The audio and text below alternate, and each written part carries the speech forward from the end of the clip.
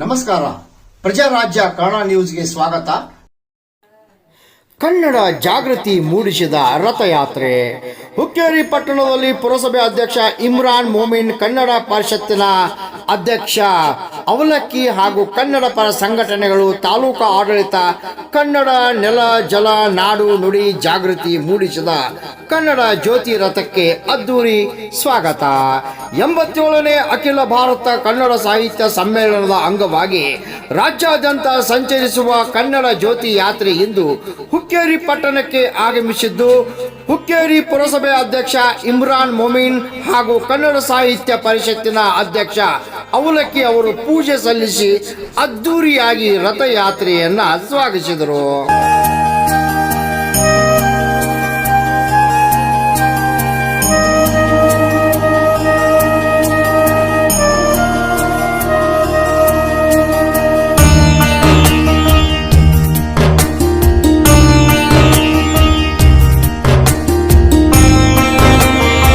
ಮಂಡ್ಯ ಜಿಲ್ಲೆಯಲ್ಲಿ ನಡೆಯುತ್ತಿರುವ 87ನೇ ಕನ್ನಡ ಸಾಹಿತ್ಯ ಸಮ್ಮೇಳನದ ಅಂಗವಾಗಿ ಕನ್ನಡ ಭುವನೇಶ್ವರಿಯ ಜ್ಯೋತಿ ಹೊತ್ತ ಕನ್ನಡ ರಥಯಾತ್ರೆಯು ಬೆಳಗಾವಿ ಜಿಲ್ಲೆಯಾದ್ಯಂತ ಸಂಚರಿಸುತ್ತಿದ್ದು, ಇಂದು ಹುಕ್ಕೇರಿ ಪಟ್ಟಣಕ್ಕೆ ಆಗಮಿಸಿದ ಈ ರಥಯಾತ್ರೆ ಎಲ್ಲ ಕನ್ನಡ ಪರವಾಗಿ ಕನ್ನಡ ಅಭಿಮಾನಿಗಳು ಹರ್ಷೋದ್ಧಾರಕ್ಕೊಳಗಾಗಿದ್ದರು.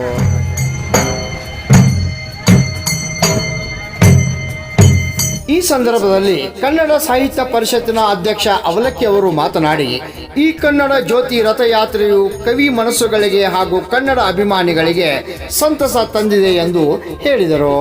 ಈ ಸಂದರ್ಭದಲ್ಲಿ ತಾಲೂಕಾ ಪಂಚಾಯಿತಿ ಕಾರ್ಯನಿರ್ವಾಹಕ ಅಧಿಕಾರಿ ಮಲಾಡದ್, ಪುರಸಭೆ ಮುಖ್ಯಾಧಿಕಾರಿ ಈಶ್ವರ್ ಶಿದ್ನಾಳ್, ಸಿಡಿಪಿಒ ಹೊಳೆಪ್ಪ ಎಚ್, ಕನ್ನಡ ಪರ ಸಂಘಟನೆಗಳು, ಶಾಲಾ ವಿದ್ಯಾರ್ಥಿಗಳು, ಅಂಗನವಾಡಿ ಕಾರ್ಯಕರ್ತರು, ತಾಲೂಕಾ ಆಡಳಿತ ಎಲ್ಲ ಅಧಿಕಾರಿಗಳು, ಕರ್ವೆ ಕಾರ್ಯಕರ್ತರು ಪಾಲ್ಗೊಂಡಿದ್ದರು. ರಾಮಗೌಡ ಪಾಟೀಲ್, ಪ್ರಜಾರಾಜ್ಯ ಕನ್ನಡ ನ್ಯೂಸ್, ಹುಕ್ಕೇರಿ.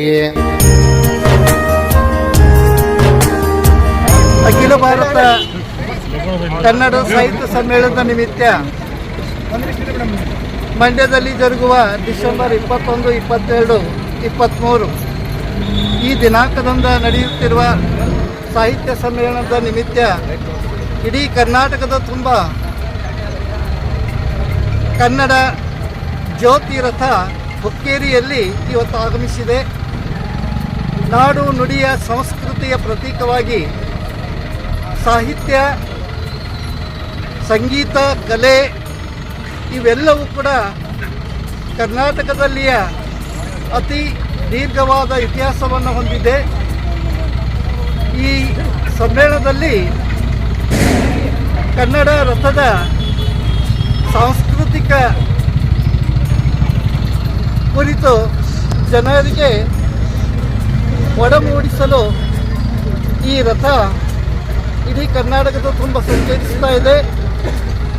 ಸಾಹಿತ್ಯ 2000 ಇತಿಹಾಸವನ್ನು ಹೊಂದಿದ ನಮ್ಮ ಕನ್ನಡ ಅತಿ ವಿಜೃಂಭಣೆಯಿಂದ ಸಮ್ಮೇಳನ ಮಂಡ್ಯದಲ್ಲಿ